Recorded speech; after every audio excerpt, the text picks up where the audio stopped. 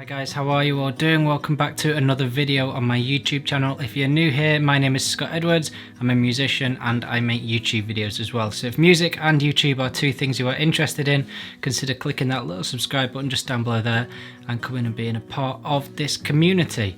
Now, as we all know, 2020 has been a little bit of a write-off for a lot of people.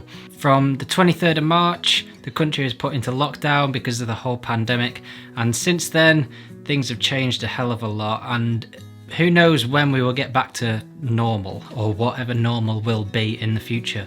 But as things progress, on the 4th of July, this Saturday, places are allowed to start reopening. Now, places have already started to reopen, but things like bars and restaurants, from this Saturday, the 4th of July, they are allowed to reopen again with a lot of changes. There is a lot of changes, it's not going to be the same. But for live music can't return, and who knows when it's going to, and that is pretty scary. And the last few days there's been a whole social media campaign going around about trying to save live music called #LetTheMusicPlay. But I just wanted to make this video to kind of help raise awareness of how in danger the live music industry is, because as I said, who knows when it's going to be able to return. So as of last year, 2019, the live music industry was worth £4.5 billion and it supported 210,000 jobs.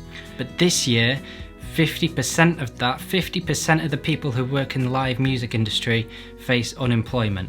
90% of grassroots venues are under threat of closure, and there's a total of £50 million needed to help save all of them. So there's bound to be some that won't make it. There's bound to be some that don't survive this whole crisis. But at the same time, nothing is being done to help venues and festivals to survive. So if they don't survive, then musicians, when it does get back to being able to play again, musicians are going to have nowhere to be able to go and play because those venues will be closing down. Now, obviously some will survive. The bigger ones, they will get through, but the smaller venues, the grassroots venues, they're going to struggle unless they're helped out pretty much now. So it's important that everyone gets behind and raises awareness as to how important it actually is to help save these venues, because it almost feels like music, arts, theatres, they're always going to be the last things that return to normal in a crisis like this, but it almost feels like they've been forgotten about and the government has done nothing to help them at all. So I did a video a few months ago as well, and in it I was talking about an article that I read that said 19% of musicians are thinking of quitting music just because they can't afford to at the moment. They need money, they need to be able to live, and with this whole situation they can't go out and gig, they can't make their money the way they do, so they're looking at getting normal jobs. So we're losing venues and we're losing musicians. So for the music industry as a whole, really, it's not really very good. So the government at the start of this whole thing, when it was kicking off, did put in place a loan scheme to help self-employed people, a bit like the furlough scheme for employed people, but thousands of musicians that applied for it aren't even eligible for it.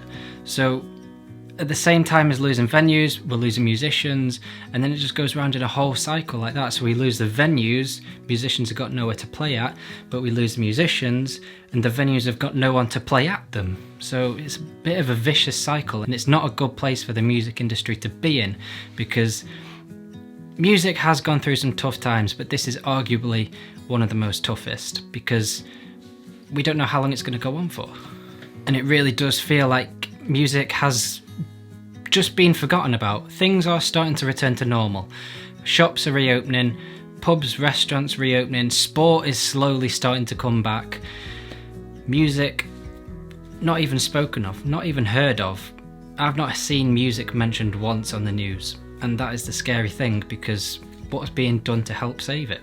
So this whole social media campaign at the moment, #LetTheMusicPlay, is basically there to help raise awareness of the situation and get the government to realise that something needs to be done to help save the music industry, because thousands of people rely on it, millions of people rely on it. They go to gigs, there's live music in restaurants, that brings people into venues, and without it, it's never going to be the same again. So something 100% needs to be done very quickly.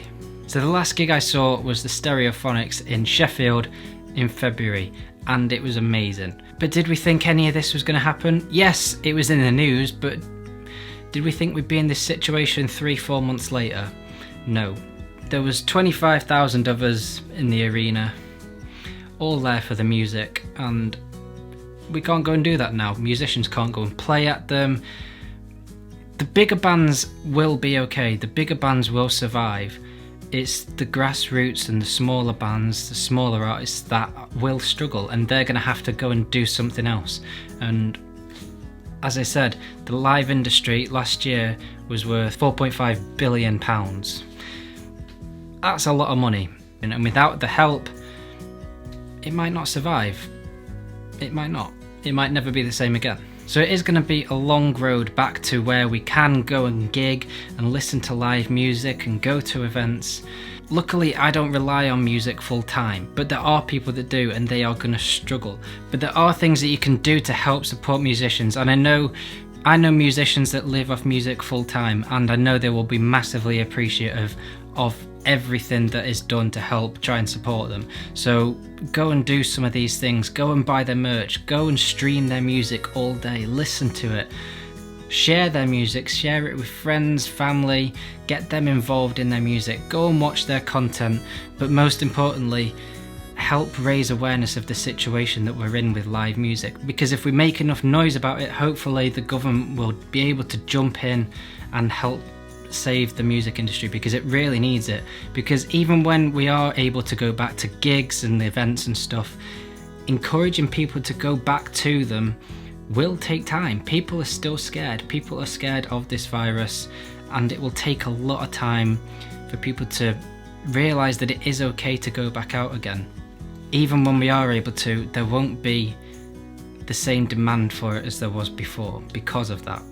So hopefully by raising awareness and supporting artists, musicians, bands, venues, something can be done. Because music has gone through tough phases before, and it's found ways of surviving. Like when streaming became the dominant form of music sales dropped massively, so there was a whole load of money lost from income there for the music industry. But it's found a way of surviving, and the live music industry grew. So it can be done, it can be saved, it is possible. Hopefully in a few months we'll be able to go out and gig, but we don't know.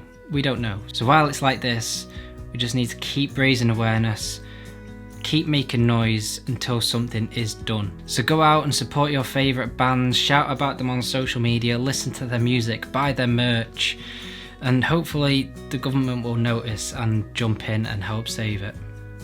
So yeah, sorry for the slightly depressing video.